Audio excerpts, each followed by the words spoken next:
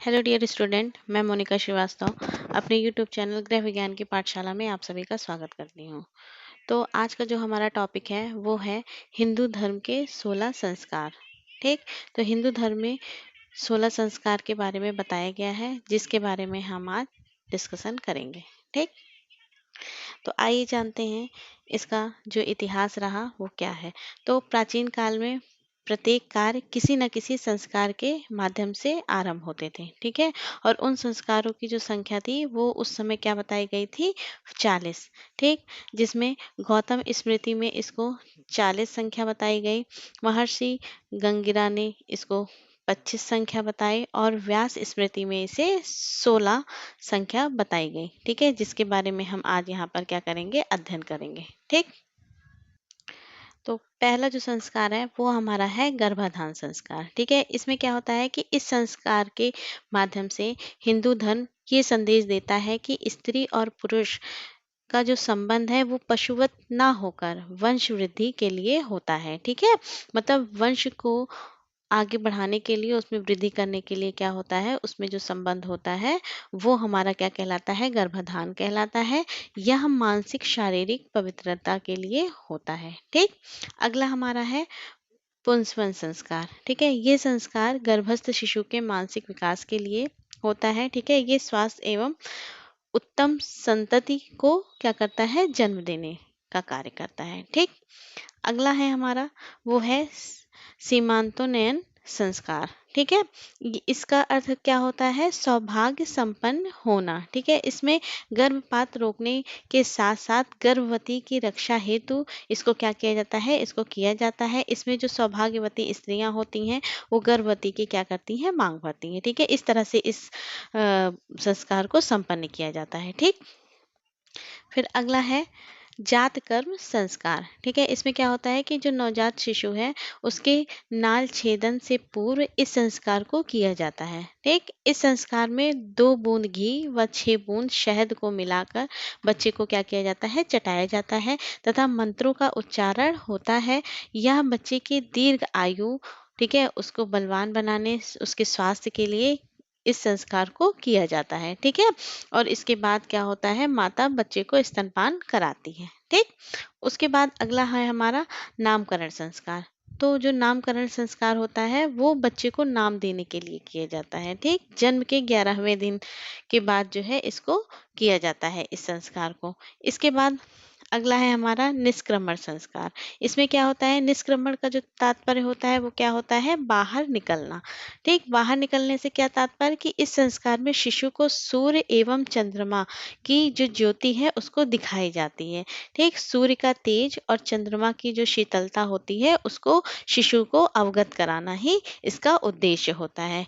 यहाँ शिशु समाज के संपर्क में आकर सामाजिक परिस्थितियों से अवगत होता है, धर्म और मर्यादा की रक्षा करते हुए इस श्लोक का भोग करता है। ठीक है, इसलिए क्या होता है, इस निष्क्रमण संस्कार को कराया जाता है। ठीक है, अगला हमारा है अन्नप्राशन संस्कार। ठीक है, अन्नप्राशन संस्कार में क्या होता है कि इसमें बच्चे को खीर खिलाई जाती है। ठीक, खीर को शास्त्रों में अमृत कहते हैं। इस संस्कार के बाद बच्चा क्या करता है, अन्न खाना शुरू कर देता है।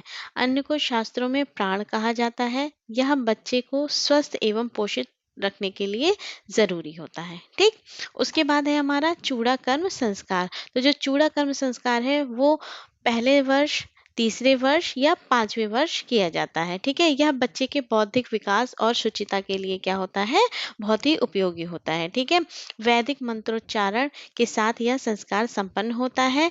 और जो चूड़ा कर्म संस्कार है इसी को हम क्या कहते हैं, मुंडन संस्कार कहते हैं। ठीक है, अगला है हमारा कर्ण भेदन संस्कार। इसका जो आधार है वो पूर्णतः वैज्ञानिक है। ठीक है, यह कर्ण भेद से शारीरिक व्याधि से क्या होती है, रक्षा होती है तथा प्राण शक्ति भी बढ़ती है। ज्योतिष शास्त्र के अनुसार शुक्ल पक्ष के शुभ मुहूर्त में इस संस्कार का क्या होता है, समापन किया जाता है। कर्ण भेदन मतलब कि कान में जो छेद करवाया जाता है वो होता है हमारा कर्ण भेद संस्कार। ठीक, अगला है हमारा विद्यारंभ संस्कार। विद्यारंभ संस्कार से क्या तात्पर्य होता है कि जो शिक्षा है उसको प्रारंभिक स्तर से परिचित कराना ही हमारा क्या होता है, विद्यारंभ संस्कार होता है। इसमें जो माता पिता होते हैं वो बच्चों को विद्यारंभ से पहले, मतलब विद्यारंभ विद्या शुरू करने से पहले कुछ श्लोक, दोहा, मतलब ये सारी चीजें क्या करते हैं, सिखाना शुरू कर देते हैं। ठीक है, तो ये हमारा क्या होता है, विद्यारंभ संस्कार कहलाता है। फिर अगला है हमारा यज्ञोपवीत संस्कार, जिसको उपनयन संस्कार या जनेऊ संस्कार कहते हैं। ठीक है, यह यह धार्मिक एवं आध्यात्मिक उन्नति के लिए होता है। ठीक है, इसमें वेद, माता गायत्री का आत्मसात किया जाता है। इस संस्कार के बाद विद्यारंभ अर्थात गुरुकुल की का संस्कार किया जाता है। ठीक है, उसके बाद है वेदारंभ संस्कार। ये 5 वर्ष या 7 वर्ष में प्रारंभ होता है। ठीक है, इसमें क्या होता है कि जो वेद है उसका क्या अर्थ होता है, ज्ञान, तथा दारंभ का अर्थ होता है जब बच्चा ज्ञान को अपने अंदर समाविष्ट कर ले। ठीक है, तो वो क्या होता है, गुरुकुल जाता है, बालक ब्रह्मचर्य का पालन व संयमित जीवन जीता है। ठीक है, वेदारंभ का मतलब क्या हो गया कि इसका प्रारंभ कब होता है, 5वें वर्ष होता है या तो 7वें वर्ष होता है, जब बच्चा थोड़ा समझदार होता है, जब वह गुरुकुल में जाकर शिक्षा लेने के लिए क्या हो, उस तत्पर हो।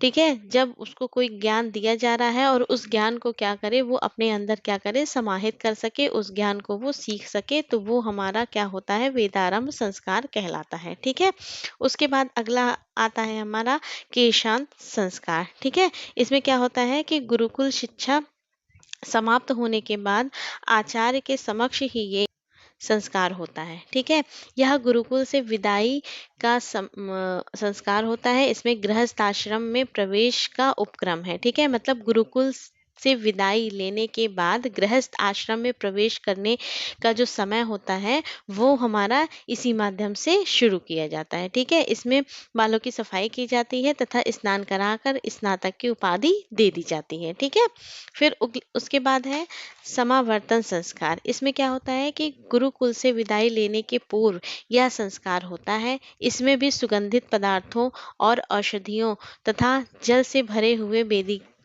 के उत्तर भाग में 8 घड़ों के जल से नहलाया जाता है। इसके बाद उसे अंदर वस्त्र, आभूषण आदि पहनाकर घर को विदा किया जाता है। ठीक है, तो ये हमारा हो गया समावर्तन संस्कार। ठीक है, जब बच्चा गुरुकुल में पढ़ाई कर रहा है, शिक्षा ले रहा है और उसकी शिक्षा पूर्ण होने के बाद क्या होता है, ये समावर्तन संस्कार उसके साथ किया जाता है। ठीक, उसके बाद अगला हमारा आता है विवाह संस्कार। ठीक है, तो विवाह संस्कार क्या होता है कि प्राचीन समय में ये 8 प्रकार के बताए गए हैं। ठीक है, और समाज को संगठित व नियमबद्ध करने का प्रयास किया जाता है। तो जो विवाह संस्कार है वो भी एक रीति रिवाज के माध्यम से क्या होता है, पुरुष और स्त्री को एक साथ जोड़ने का ये प्रयास किया जाता है। ठीक है, उसके बाद हमारा अगला जो है वो है अंत्येष्टि संस्कार, जिसे अंतिम संस्कार कहा जाता है। ठीक है, अंतिम संस्कार अथवा अग्नि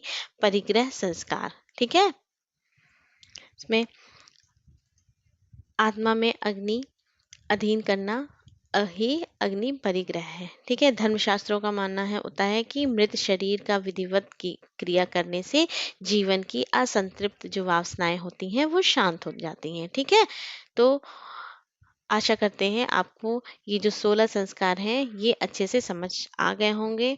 कहीं भी आपको कोई भी दिक्कत हो तो आप मुझे कमेंट करके पूछ सकते हैं। Thank you so much.